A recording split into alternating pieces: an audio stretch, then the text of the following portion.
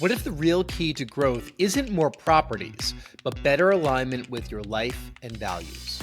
The coladas at 11 a.m. and not have Wi-Fi and all that. Like, we know that's not the life. We know that's not the actual truth and case, but we get to pick and select our projects, and that's Meet our friend Fouad Bazzi, who is not just managing properties, he's building systems, raising his kids to be entrepreneurs, and mentoring the next generation of hosts. But the business side of running short-term rentals on top of the real estate is so much fun, right? So that was like the necessity for us. That's where the marriage came. Get ready to rethink what success in short-term rentals looks like. With Fouad, it's personal, it's purposeful, and it's powerful. But when you invest in real estate, what you understand is there's an ROI here to be had. I don't care what the market is doing. Cover my expenses, give me a 20% return, and I'm a happy camper. I'm 32-time Airbnb superhost Jason Muth. I worked in the media business for over 25 years, and in 2016, I started my Chapter 2 in the world of short-term rentals. Since then, I've welcomed over 5,000 guests and their furry friends to our homes, and we're here to show you how to create a smart stay. Now, on with the show. All right. After many, many attempts of trying to get Fouad Bazzi on this podcast, we got you. And we met years ago in Florida. And you've always been on my list of someone that I want to have come on Smart Stay Show. And through another WhatsApp group chat, somehow I found myself, once again, networked with Fouad. And I'm like, I got to get him on the show. So I put it out there and you responded. So welcome. Thanks so much, man. I'm so pumped. I remember our first time meeting, and it was a really small room of short-term rental hosts, and I know we've both been on a growth path since then. So super excited to catch up and see where I can add value. Yeah, I think you're on a different plane, though. I mean, you've kind of always been there. Like when I first met you, then I bumped into you at another conference. There was always this, you're an investor by trade, as we were talking before we hit record. Your real estate is the vehicle to, kind of grow your entrepreneurship. You were a banker, is that right? Before I said you were in this space? A recovering banker. All right. We're all recovering W-2 people, aren't we? No doubt. Actually, Rory, were you ever a W-2 employee, or you just jumped right into your legal business, right? I mean, technically I was a W-2 employee at some points, but those were gigs. They'd be just the same. So Fouad, you live in Michigan, right? I do. With your family, and as reading your story about how a lot of this is, for a lot of us, it's motivated by wanting to spend more time with our families and be able to build something that's tangible and grow that and be on your own pace. You live a very casual life. I know you've been on some other podcasts that have joked about you in your t-shirts and gym clothes and everything, and you're a really in shape dude. Like, I love wearing my casual clothes as well. And like, I love being able to run this business and affording the fact that I'm able to wear hoodies and t-shirt in my life. And I just saw something I just posted on Instagram where, if you're looking for the powerful people in the room, it's not everyone wearing the suit. It's the guy in the t-shirt in the corner that they're all pitching. Right. That was Mark Cuban. I did my time, right? I did 21 years. I wore the suit. I wore the tie. I ran the rat race, and I had an amazing job, right? Like, by the way, I say that with a full caveat. Like, I had probably the coolest job in all of banking. I spent 70% of my time with other bank CEOs and C-suites on golf courses and in sports stadiums. So I had a really, really, really neat job. We consulted banks. I mean, that's what we did. And so we built relationships where those relationships became friendships. And then we got to add value back to those institutions in a lot of different ways. But I was traveling 12 to 15 weeks out of the year. We were having our third kid, and it was time for me to get off the road. At least, it's funny because I travel more now than I did then. But now it's my company, and I can take my kids when I decide I want to, and I can travel. I can plan all that around my schedule, and I dictate it. And I think, we grow up thinking financial freedom all the time, but it's really the time freedom that we're all after, right? Like being able to do what you want, when you want, from where you want, with who you want, how you want, right? Now, that doesn't mean like Instagram guru tells you your cash on cash is going to be 37% in Airbnb all the time, and you can work from the Bahamas sipping pina coladas at 11 a.m. and not have Wi-Fi and all that. Like, we know that's not the life. We know that's not the actual truth and case, but we get to pick and select our projects, and that's really cool. Yeah, and I did about 25 years, probably a little bit more in corporate America. You're definitely younger than I am, but we're probably in the same kind of like generation. And a lot of people our age, I don't know if you know other dads, that you encounter, they're probably looking at you saying like, how do I get to do that?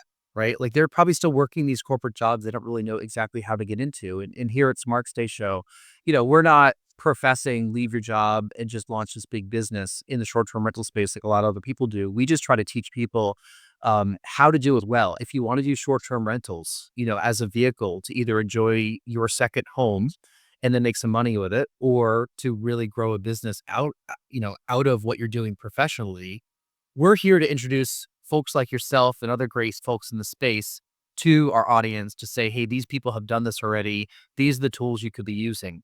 I know that you get it, you have a consulting business as well in the short-term rental space, but let me just kind of jump in quickly and ask you when you made that transition away from doing this, as I think I should do something in the real estate space from the job that you had. Did you have any properties at the time, or did you have like a cold break and then you launched everything? How did that work? So I had some long-term rentals. Our problem was we got to a point where we had met all of our financial goals. Right? We got completely debt free. We built our dream home. We used cash to do it. We had some money saved up. We had a really nice nest egg. And so it was like, okay, I just started like kind of like learning a little bit, like very high service level. And it was just like buy real estate. And so I just started buying turnkey long-term rentals that honestly I didn't make good decisions on. Like I didn't lose any money. I broke even on the back end of them, but like it wasn't the right model. And by the way, there's no fun. There's no like, I'm a marketing guy, I'm a sales guy, I'm a relationship guy, I'm a people guy. I love to be, I like chaos. I like dealing with things. And long-term rental is not the right kind of chaos or the right kind of real estate for me. So we had started buying that. We were just trying to deploy our capital, like I said. And then I got into a mastermind, but the kicker for us was when my daughter was 1, we found out she was totally allergic to all nuts, all tree nuts, and the best food allergist in the world is in California.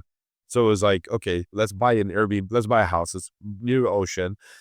We'll put on an Airbnb. We'll use it when we need it, when we get to go down there, which was the program was like for her, it was based on her blood work. Like we had to be down there for 3 years, every 6 weeks.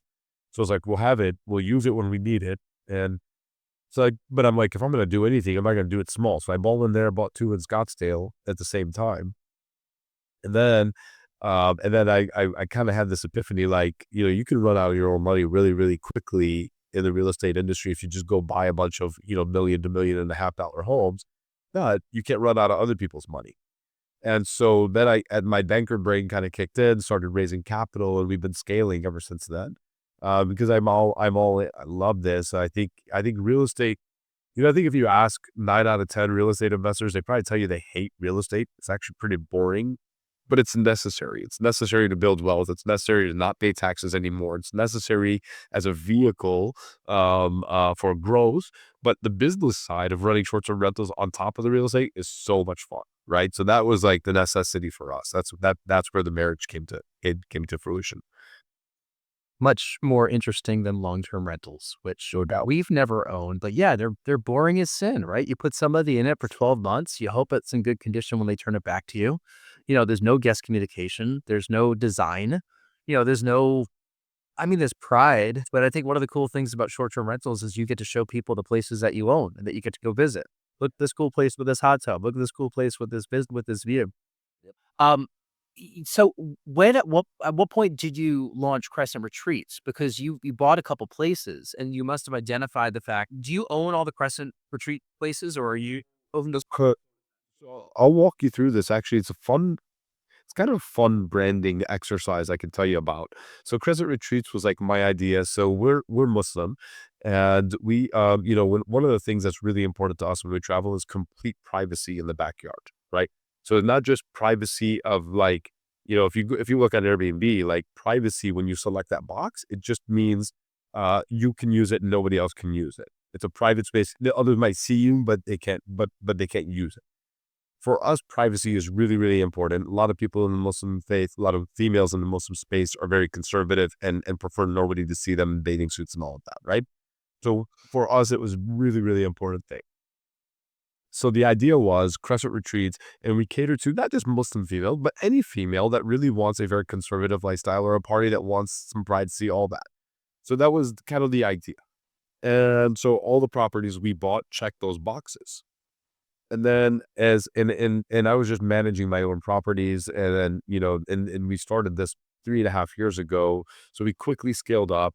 We got to, well, I say scaled up. We got to 8 properties that we owned. And then I realized that, the longer you do this, you realize cash flow cycles are on and off, right? Because high season, low season, all that. So one strategy in ownership is I can go buy in complementary market. High season here is spring, high season here is summer, high season here is winter. But then you have 3 different markets. Now you need 3 different teams of everything. You need 3 different understandings of climate controls, understanding of pest control, understand all these things. So it creates a lot of inefficiencies. The faster way for us became, from a cash flow perspective, realizing we were doing what we were doing really well and outperforming the market, was management. So because I started consulting in the space as well, I knew somebody that owned a 60 home portfolio, and I acquired them, and I kept the owner of that as my partner and director of operations now. So we've scaled that now. We're at 80. We've grown it from 60 to 85 on the management side, and then 11 on the ownership side. And so what we're doing is Crescent Retreats have a specific purpose. So I'm pulling that name off, and I'm going to use it on a future project that's going to be something totally different. We're rebranding our actual company now as we speak, and we're going to be called the Owner Hosts. Because as we're growing our management company, here's what I realized. A lot of people do management, but they've never owned real estate. They've never owned a short-term rental. So all we're thinking about is, how can I price against the market? How can I price against the market, price against the market? But when you invest in real estate, what you understand is there's an ROI here to be had. I don't care what the market is doing. Cover my expenses, give me a 20% return, and I'm a happy camper. I don't care if I was 100th percentile or 38th percentile. It doesn't matter, right? I've met my ROI hurdles. So we think, now don't take me wrong, when I say that, we want to obviously maximize our returns, but bare minimum, we want to return like investors want returns, right? So we're Owner Hosts, and so we're changing our name to the Owner Hosts. The website should be live in about a week. It's actually live. It's just not ready for me to announce yet. So the Owner Hosts, and then what we'll do is we have comfort stays that will live on their own direct booking site, and we have luxury stays that will live on their own. So when you go to the ownerhost.com, we're catering to to the owners that we want to market to. But then if you're somebody that wants to stay with us, you can click on, hey, stay at one of our luxury villas, or hey, stay at one of our comfort stays. Did you find that speaking with your clients that they valued the fact that you were also an owner, and that's maybe why you went in this direction? Yeah, we have found a lot of value in that. I think they totally understand that we have their best. We don't guarantee anybody anything. We don't tell them hey, every month we're going to return positively. I mean, there are months, right? There are tougher months than others sometimes in this industry. And so, yeah, I mean, we're just able to relate. We're able to tell them stories about our own homes, our own situations, where we've had some shortfalls, where we've had some surpluses, all of that. So it's definitely relatable for sure. Yeah. I mean, with this Pride Away Stays, this is the business we launched since I last saw you, and when I last saw you, I wanted nothing to do with co-hosting, right? And now suddenly we have 22 properties that we're co-hosting in this one town, Provincetown, Massachusetts, which is highly seasonal. I mean, you bring up a really great point about having complementary markets that, can help with your cash flow. So the seasonality doesn't crush you. And man, this was our first Q1 co-hosting, because last year we had 5 clients, and then we just signed a bunch after the summer, and now suddenly we have 22. But the first quarter is crickets in Provincetown. I mean, Rory, you've been there in the first quarter. It's worse than crickets. There's you hear the wind blow. That's about it. It's like it's taking a trip to the moon. It's really, you're out in this little peninsula in the middle of nowhere with just a cold wind whipping across the bay, and not a soul in sight. But we're talking talk about those months where, you say, hey, listen, there might not be some positive months. I mean, I was looking at these owner statements of, and we were carrying negative balances for all of our owners through the first quarter, which we're not going to do again.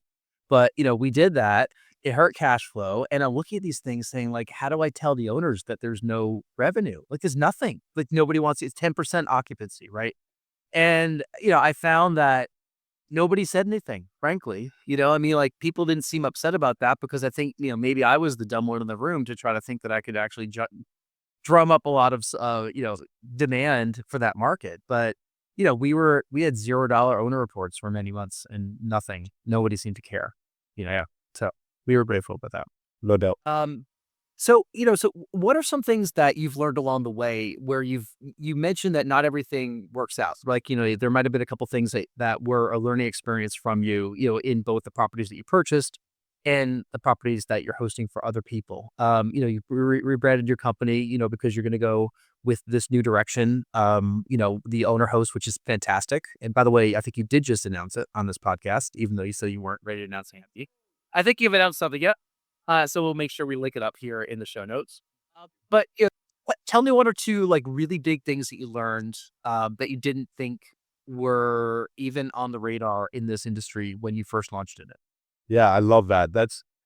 And it's always evolving. But here's what I'll say.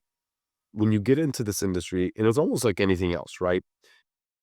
A lot of people join or enter the short-term rental industry because of somebody they saw on social media that was doing it this way and doing it that way, and this was cool and that was cool, and I want to try that, and I'm gonna go do it. Hey, look at that Summer LED Designs backyard, and I'm gonna go buy a house in Raleigh, North Carolina, and do exactly the same thing, right?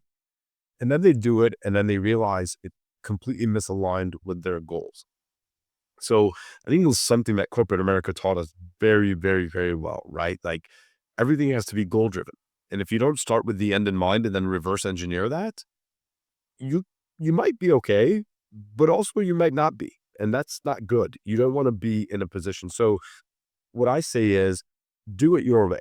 I have a saying about how, with all my consulting clients, hospitality your way. And what I mean by that is I'll give you my blueprint. I'll share all my resources with you, but only do it if it gets you closer to your goals. So we have to start with your goals, your end in mind, and then reverse engineer that. So what does that mean? How do I apply that to your question?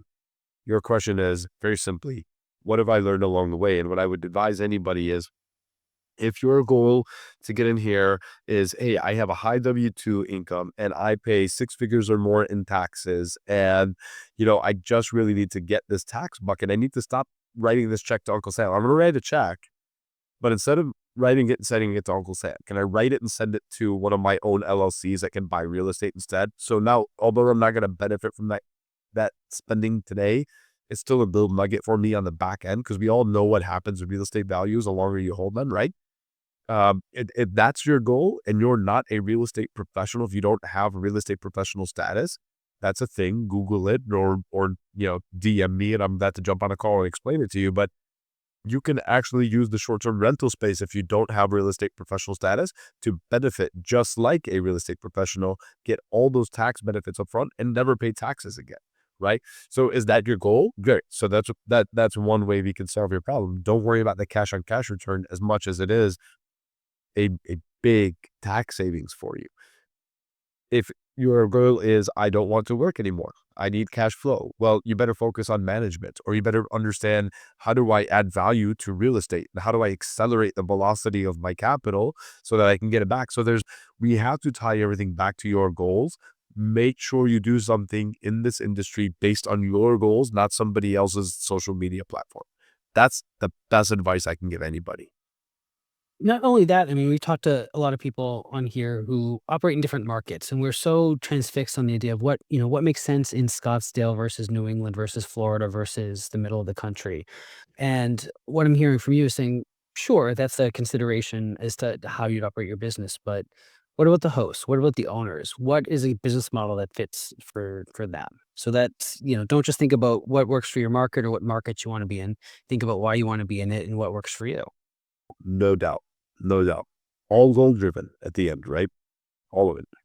I think it was hard for me to see those differences because when I got into this space, I mean, we got in 8 years ago, owning properties. But, when this became the full-time thing for me, shortly before you and I met at that conference in Florida back in 2022, I just wanted to listen and meet people and see the words they were saying and the language they were using and, like how they were growing their portfolios, how they were managing their properties, were they owners themselves?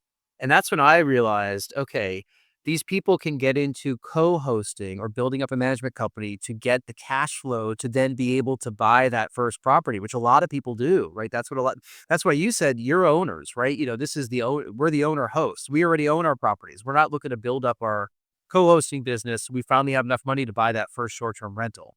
And that's what a lot of people in the space, the gurus online, kind of, that's what they were doing. They were doing arbitrage, right? I mean, they were renting apartments to get cash flow to be able to buy that first place.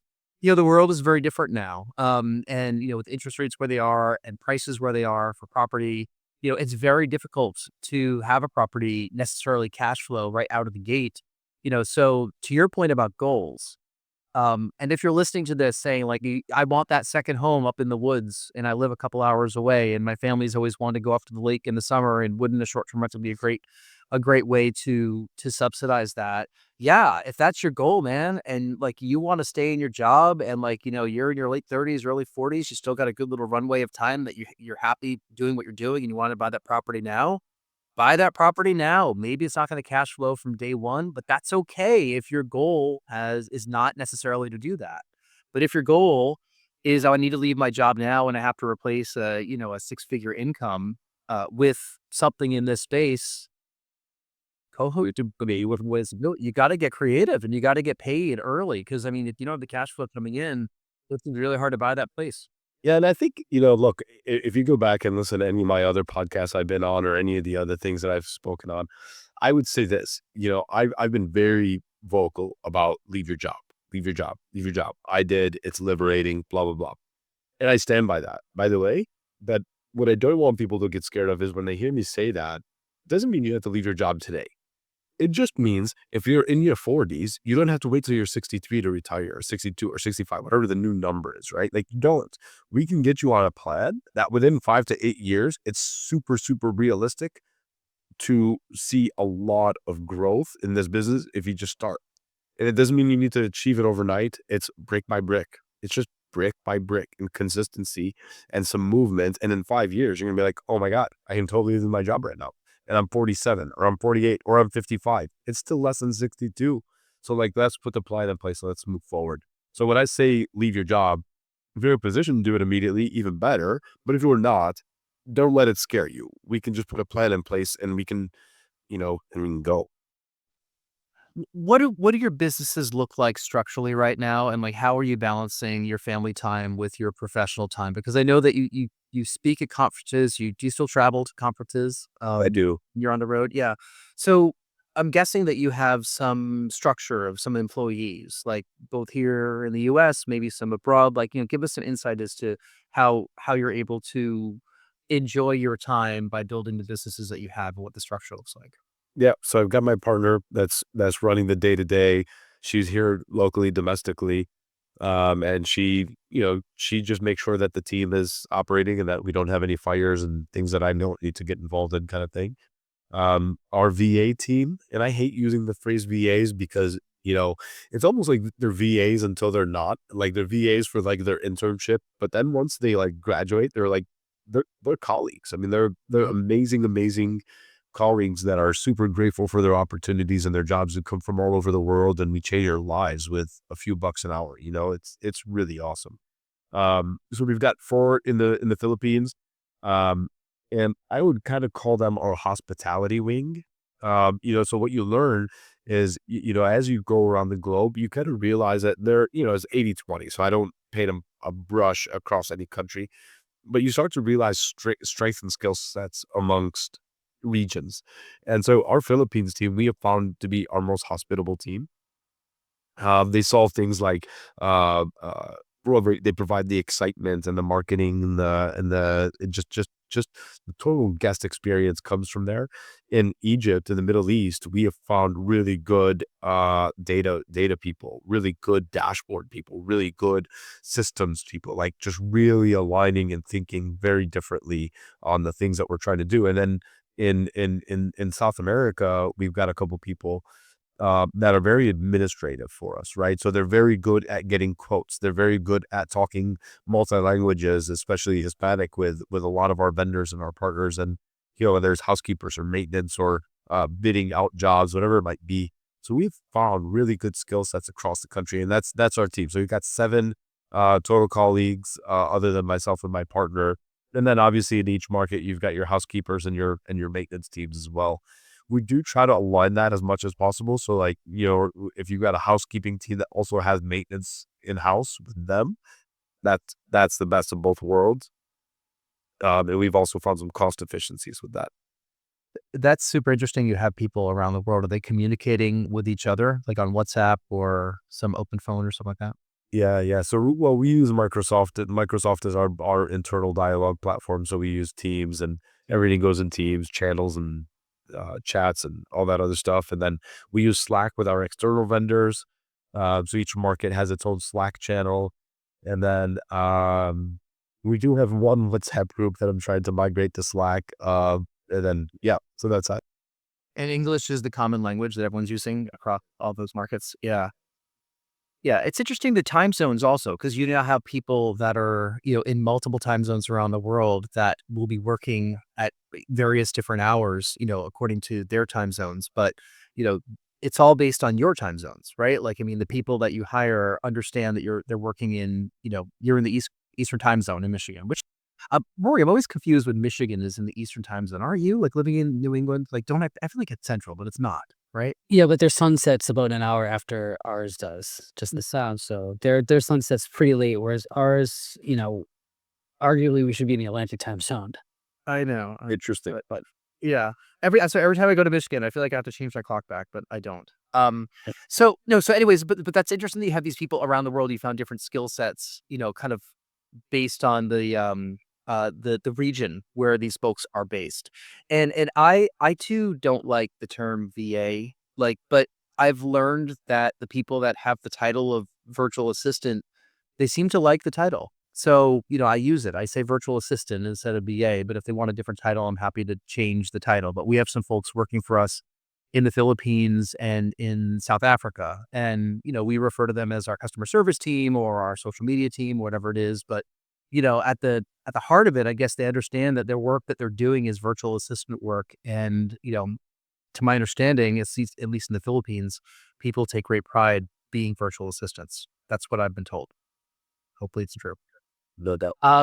What are some daily habits that you do that contribute to all the success? I know that you're really into mindset and health. Is there anything that you can give some advice to some people that are here listening that they should maybe introduce into their lives? Yeah, no doubt. I mean, look, fitness and nutrition are so big. And I know that it's poured down our throat via all of our social media channels now, and sometimes obnoxiously, right? But, your body's a vessel. And I tell everybody, there's very few things in the world that you have total control over, right? But what you put into your body is you have 100% control over that.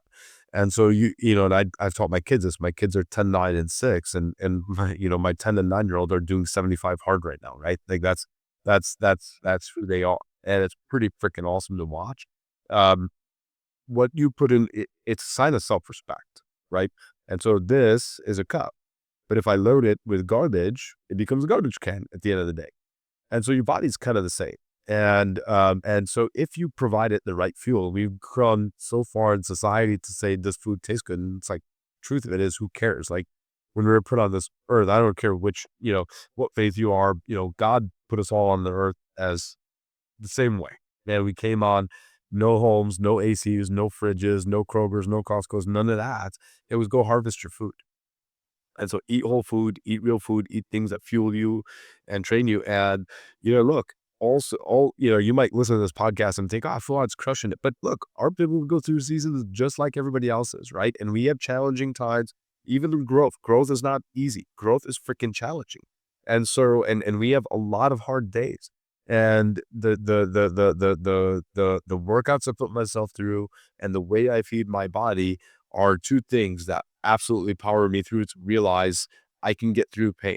I can get through a lot of the things that face me on a daily basis. And what you realize is the more and more you start to take care of your body and you start to focus on those things, everything else, all the chaos gets removed from everything, and you really become very solution driven.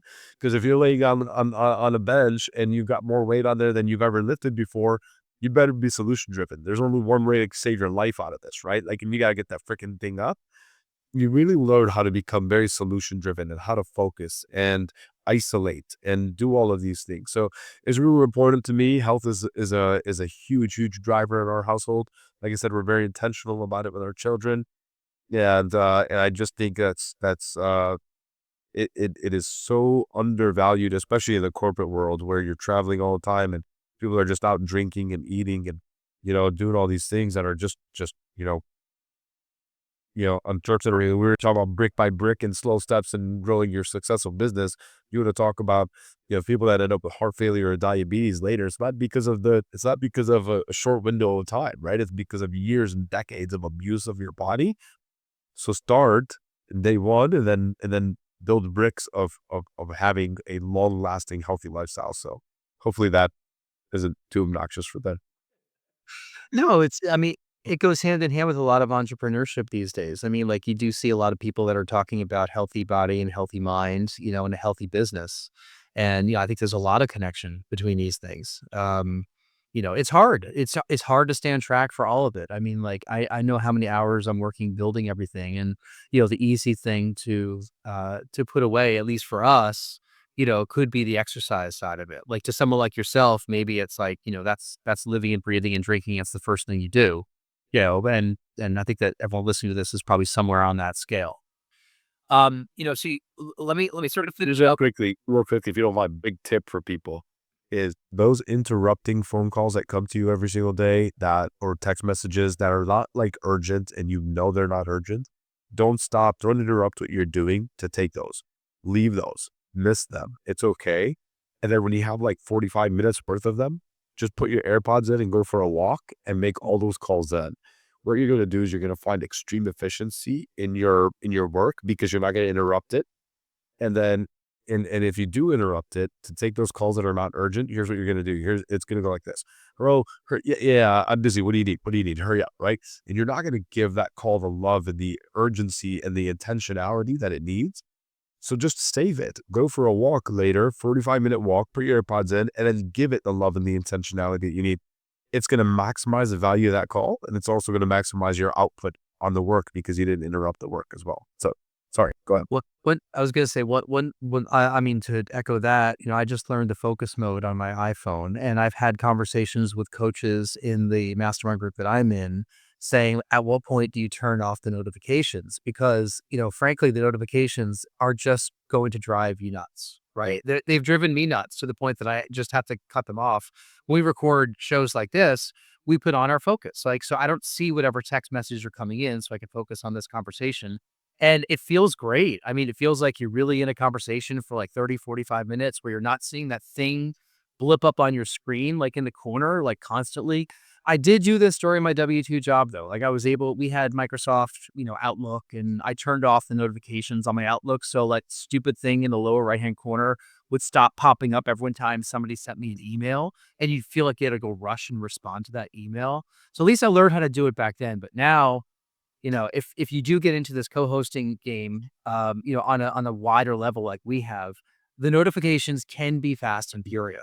You probably can understand this, Fouad. I mean, like they're just coming at you from Hospitable, Airbnb, Verbo, WhatsApp, open phone, your text messages, your phone. Like I'm literally getting these from all directions, and it's a lot.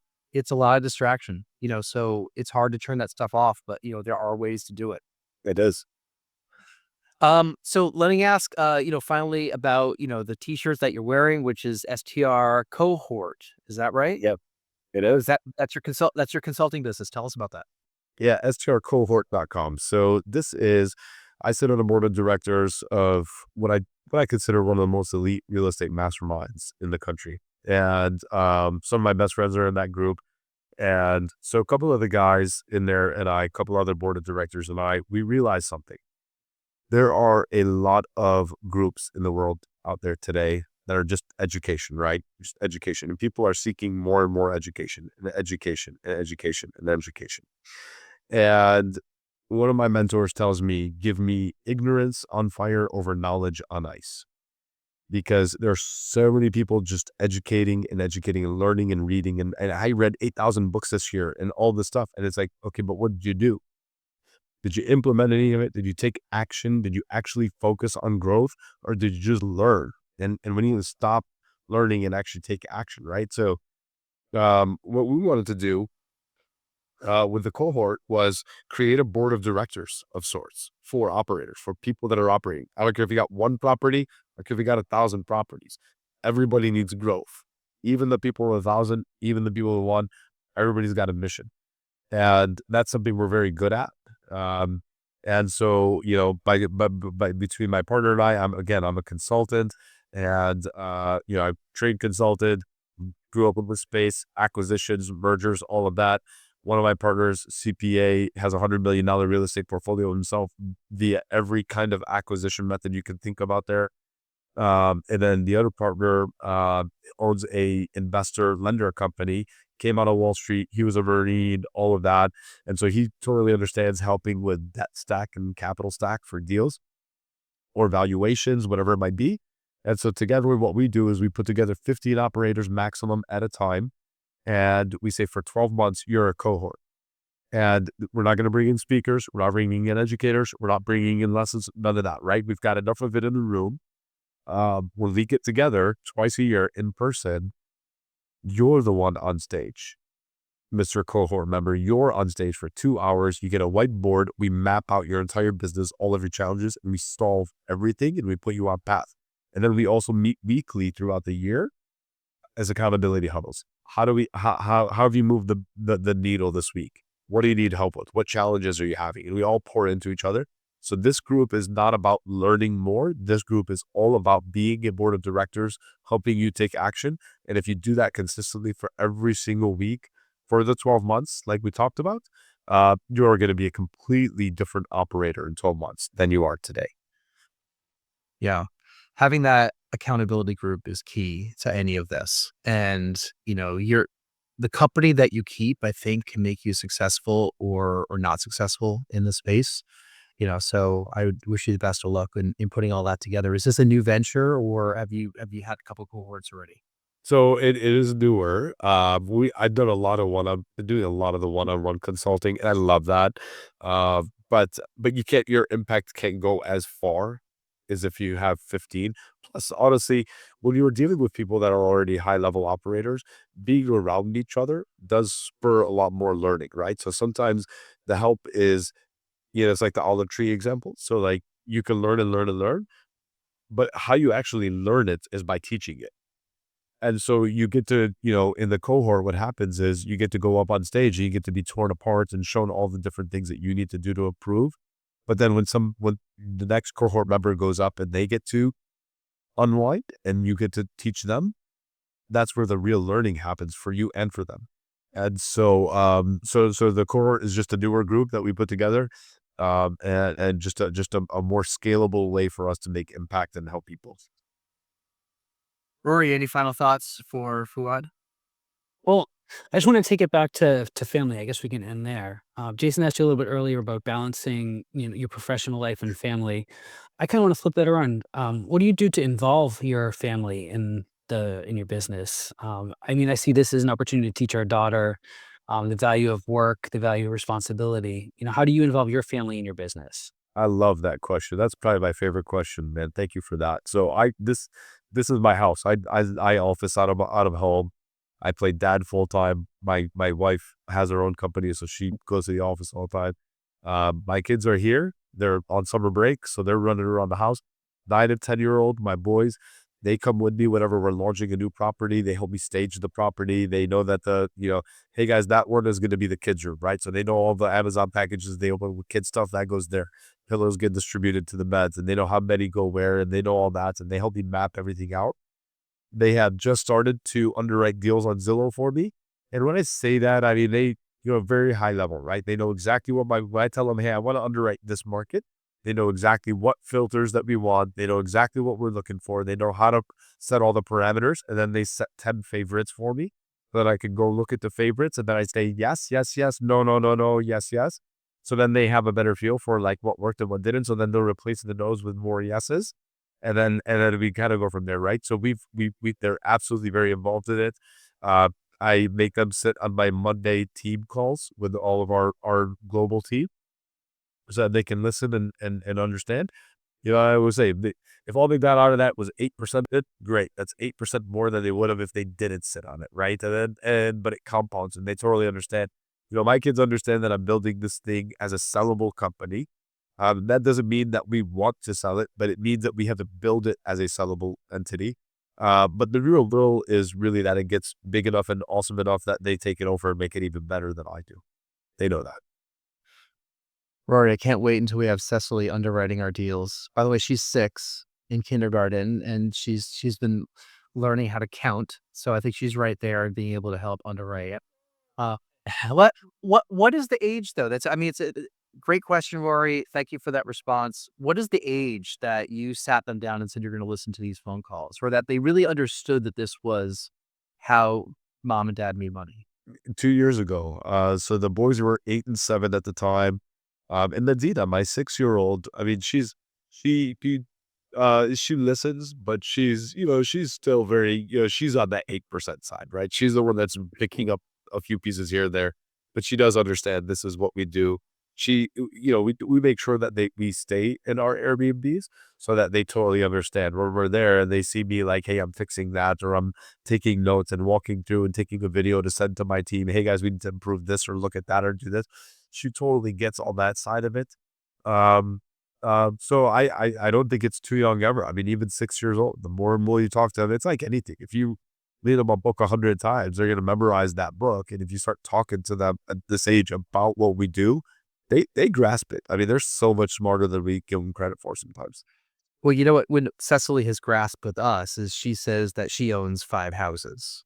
Yeah, and I'm like, all right, let's calm that down. You don't have to tell your friends that you have all these houses. Because I'm like, Cecily, we have these 5 houses because they're income generating properties, and that's why you're able to stay at all these properties. But yeah, she has been there from day one at every one of these properties. And we have photos of her helping at a lot of these places. And it's good to hear that, she's about getting into the age that your kids were in, the age where you could actually physically be like, hey, do you want to learn this stuff? Because Rory, I'm ready to go with her.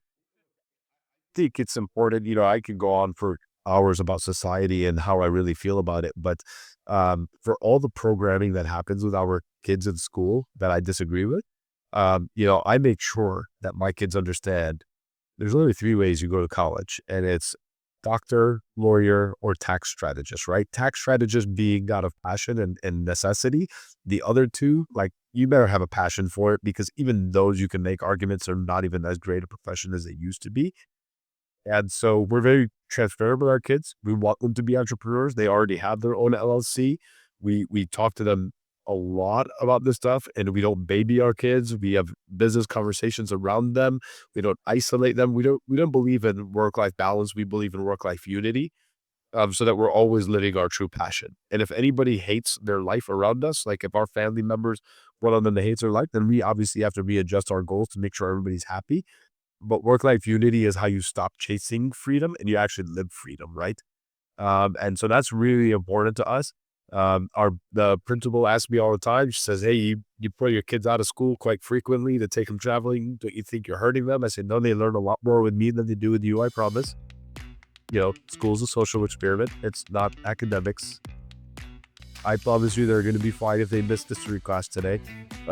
So, in order, learn. I'm pretty opinionated about this stuff. Sometimes that's a good thing. Sometimes maybe not. But well, you've given us a lot to think about, and I mean, it's a model that we could all work toward if you want to get your kids involved in the business. I'm really glad that we kind of went down that road toward the end of this conversation, and we really enjoyed having you on Smart Stay Show. Like, really, I see you're being here today, Rory. If you've enjoyed this episode, we love 5-star reviews, and we love to share with friends, who I'm going to put all of your links in the show notes here, including the new ones that you don't have to announce to us yet, but we're going to put those in there once you send them over to me. And that's it. That's another great episode of Smart Stay Show. Rory, thank you so much for being part of it. We're going to put your links also for str.legal in the show notes. And we appreciate your listening to the show or watching it. So until next time, we'll see you.